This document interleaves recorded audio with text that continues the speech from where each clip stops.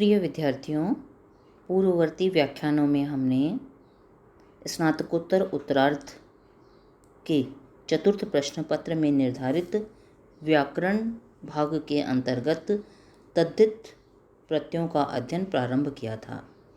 आज उसी क्रम को आगे बढ़ाते हुए हम अगले सूत्र क्षत्राद घ से अपना अध्ययन प्रारंभ करते हैं। देखिए, क्षत्राद घ तोड़ेंगे तो क्षत्र शब्द से परे घ प्रत्यय होता है। पूरा अर्थ देखिए, क्षत्र शब्द से परे जाति अर्थ में घ प्रत्यय होता है। उदाहरण बनाइए इसका। क्षत्रियः बहुप्रचलित शब्द है आपका, कैसे बनता है उसको हम देखते हैं। क्षत्रियः का अर्थ क्या है? क्षत्रस्य अपत्यम जाति, है ना, क्षत्र जाति की संतान। अब देखिए, क्षत्रस्य षष्ठी का एक वचन है तो क्षत्र षष्ठी एक वचन में णस प्रत्यय आया, प्लस अपत्य अर्थ में अपत्य जाति अर्थ में घ प्रत्यय लाया। किससे लाया? क्षत्राद घ सूत्र से क्षत्र शब्द से परे जाति अर्थ में घ प्रत्यय प्राप्त हुआ। अगली पंक्ति में णस का लोप कर दीजिए, क्योंकि घ में से तो कोई लोप करना नहीं है आपको, तो णस का लोप किया। कौन सा सूत्र है आपके? वही दोनों सूत्र हैं। कृत तद्धित समासाश्च सूत्र से क्षत्र णस की प्रातिपदिक संज्ञा होगी और सुपो धातु प्रातिपदिकयों से प्रातिपदिक के अवयव णस प्रत्यय का लोप हो जाएगा। तो बच गया आपका क्षत्राद प्लस घ। अब इस घ में क्या क्या है आप देखिए, घ हलंत और अ है, तो घ हलंत के स्थान पर ईय आदेश करिए, ये भी हलंत है, और अ ऐसा का ऐसा रहेगा हमारा। ठीक है, तो आपने किया क्षत्र प्लस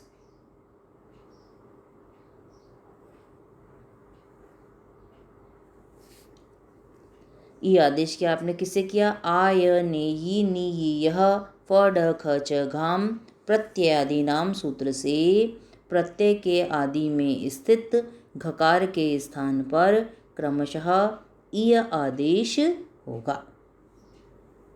ठीक है, तो आपने ई आदेश कर लिया। अब देखिए, क्षत्र शब्द को के अंतिम अ का लोप कर दीजिए। आप आदि वृद्धि कर नहीं सकते, क्योंकि घ प्रत्यय ना तो आपका हित है, नणित है और न कित है, तो आदि वृद्धि नहीं कर सकते। क्षत्र शब्द के अंतिम अ का लोप कर दीजिए। किससे किया आपने?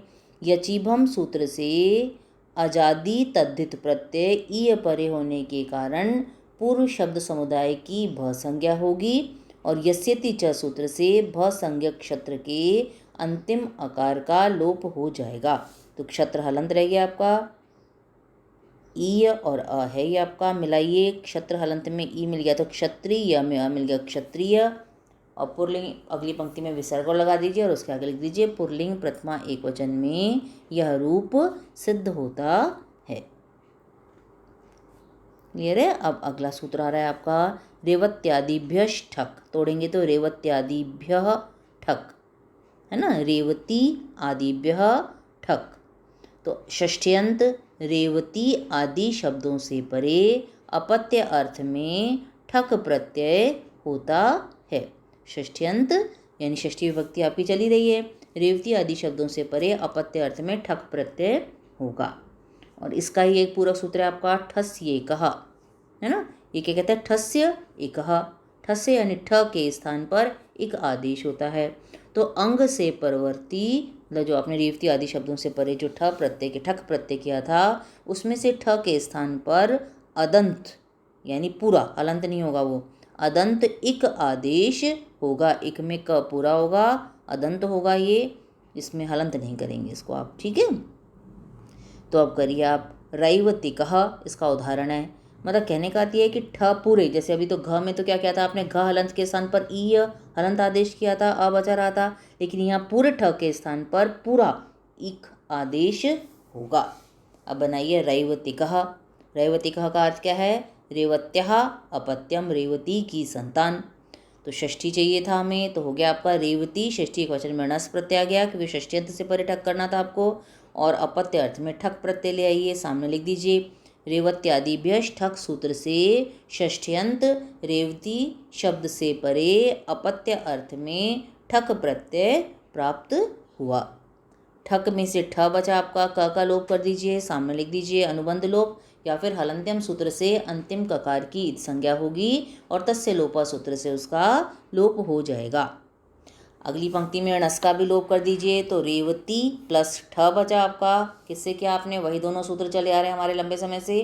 कृत अद्य समासाश सूत्र से रेवती णस की प्रातिपदिक संज्ञा होगी और सुपो धातु प्रातिपदिकयों से प्रातिपदिक की अवयव णस प्रत्यय का लोप हो जाएगा। तो रेवती प्लस ठ बचा आपका। अब रेवती में आदि वृद्धि कर दीजिए आप, तो ए के स्थान पर वृद्धि क्या हो जाएगी, ऐ, तो रई व ती प्लस ठ ऐसा का ऐसा है आपका, सामने दे दीजिए। किति च सूत्र से कित तद्धित प्रत्यय ठक परे होने के कारण आदि स्वर एकार के स्थान पर वृद्धि ऐकार या ऐ आदेश होगा। क्लियर है यहाँ तक। अब अगली पंक्ति में ठ के स्थान पर एक आदेश कर दीजिए। सूत्र भी आपने पढ़ा था ठसिए कह, है ना, तो रैवती प्लस इक कर दिया आपने। ठसिए कह सूत्र से अंग के परवर्ती या रैवती से परे ठ के स्थान पर इक आदेश होगा। एक पूरा है आपका, पूरे ठ के स्थान पर क्या था, पूरा एक आदेश हो गया आपका, अदंत है ये, है ना। तो ठसिए कह सूत्र से रेवती शब्द से परे ठ के स्थान पर अदंत इक आदेश होगा, यानी अ इसके अंत में है, हलंत नहीं है ये, ठीक है। अब रैवती के अंतिम ई का लोप कर दीजिए आप, तो रैवत हलंत रह गया, प्लस इक है ही आपका। यचि भम सूत्र से अजादी तद्धित प्रत्यय इक परे होने के कारण पूर्व शब्द समुदाय रैवती की भ संज्ञा होगी और यस्यति च सूत्र से भ संज्ञक रैवती के अंतिम इकार का, जो बड़ा ई है, अंतिम ईकार का लोप हो जाएगा। क्लियर है यहाँ तक। अब मिला दीजिए, त हलंत में ई मिल गया, तो रैवती का पूरा है ही आपका, इसके सामने कुछ नहीं लिखा, केवल आपने मिलाया है। अगली पंक्ति में विसर्ग को लगा दीजिए, रैवती कहा, और उसके सामने दे दीजिए पुल्लिंग प्रथमा एक वचन में यह रूप सिद्ध होता है। क्लियर है यहाँ तक। अब अगले पर आइए, अगला सूत्र है आपका जनपद शब्दात क्षत्रियाद आय, है ना, तोड़ेंगे तो जनपद शब्दात क्षत्रियाद हलंत है।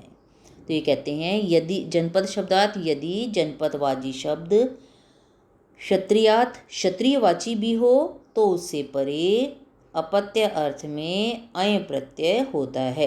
जनपदवाची शब्द के क्षत्रियवाची भी होने पर उससे परे अय प्रत्यय होता है अपत्य अर्थ में। अपत्याधिकार है हमारा, तो अपत्य अर्थ तो चल ही रहा है आपका, अपत्याधिकार प्रत्यय हैं ये आपके। अब उदाहरण बनाइए, तो पूरा अर्थ हो गया आपका, यदि जनपदवाची शब्द क्षत्रियवाची भी हो तो अपत्य अर्थ में उससे परे अय प्रत्यय होगा। उदाहरण बनाइए, पांचालः। अब पांचाल क्या है, जनपद का भी नाम है पंचाल, और दूसरा क्षत्रियवाची भी है भाई पंचाल, आपके क्षत्रिय का भी वाचक है ये।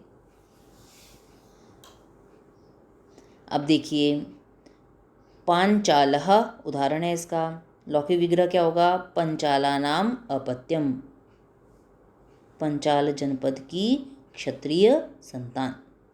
तो अब बनाइए, पंचाला नाम बहुवचन है तो षष्ठी का बहुवचन लाइए, णस ओस आम, तो पंचाल षष्ठी बहुवचन में आम प्रत्यय आ गया णस की जगह, यहाँ पर णस एक वचन में आता है, ये बहुवचन में, प्लस अपत्य अर्थ में आपका अय प्रत्यय आ गया।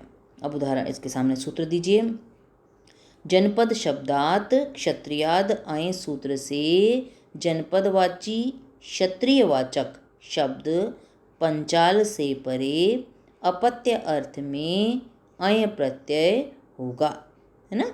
जनपदवाची और क्षत्रियवाचक शब्द पंचाल से परे अपत्य अर्थ में अय प्रत्यय प्राप्त हुआ। अय में से य का लोप कर दीजिए, अ बचा आपका, हलंत्यम सूत्र से अंतिम यकार की संज्ञा होगी और तस्य लोप से उसका लोप हो जाएगा, या फिर अनुबंध लोप भी आप लिख सकते हैं। अगली पंक्ति में आम का लोप कर दीजिए, वही दोनों सूत्र हैं।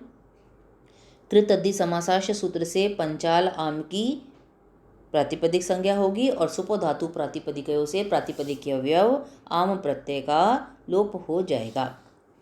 क्लियर है यहाँ तक। अब पंचाल में अब अय क्या है आपका यित प्रत्यय, तो आदि वृद्धि करिए। तो पंचाल में आदि स्वर क्या है, प में विद्यमान अ, तो इसको वृद्धि कर दीजिए आ। तो पांचाल प्लस अ, सामने सूत्र लिखिए। तद्धितेष्व चामादेह सूत्र से यित तद्धित प्रत्यय अय परे होने के कारण आदि स्वर अकार के स्थान पर वृद्धि आ आदेश होगा। तो बन गया आपका पांचाल पूरा ये प्लस अ।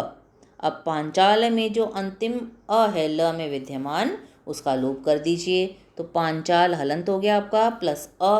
दोनों सूत्र वही हैं जो आप पढ़ रहे थे लंबे समय से। यचि भम सूत्र से अजादि तद्धित प्रत्यय अय परे होने के कारण पूर्व शब्द समुदाय पांचाल की भ संज्ञा होगी और यस्यति च सूत्र से भ संज्ञक पांचाल के अंत्य अकार का लोप हो जाएगा। प्रत्यय को हम कुछ नहीं करेंगे, वो ऐसा कैसा रहेगा आपका, है ना। अब पांचाल हलंत है आपका प्लस अ है प्रत्यय का, अ को हलंत में मिला दीजिए तो पांचाल पूरा हो गया। अगली पंक्ति में इसके सामने कुछ नहीं लिखना आपको।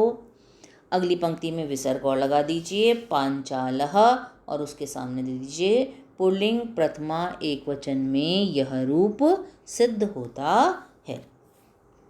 तो हमने ये 3 सूत्र किए हैं आज। क्षत्राद घ, दूसरा रेवत्य, 4 सूत्र किए हैं सॉरी। क्षत्राद घ दूसरे जिसका उदाहरण था क्षत्रिय, ध्यान से देखिएगा। दूसरा है आपका रेवत्यादिभ्यष्ठक, उसका पूरक सूत्र था आपका ठस्ये कह, जिसका उदाहरण दोनों का मिलकर बना। दोनों में से कोई भी सूत्र यदि व्याख्या में आता है तो उदाहरण एक ही बनेगा हमारा रैवतिकः, ये बनाइएगा आप। और चौथा सूत्र हमने पढ़ा था जनपद शब्दात क्षत्रियाद अय, इनको ध्यान से देख लीजिएगा, जिसका उदाहरण था पांचाल। ध्यान से इनको देखिएगा, यदि करने में कोई दिक्कत आए, जो असाइनमेंट मैं आपको दे रही हूँ उसमें दिक्कत आए तो आप पूछ लीजिएगा। आज के लिए इतना ही, कल हम इसी को प्रकरण को आगे बढ़ाएंगे और इसी को कंठस्थ करिएगा अभी आप।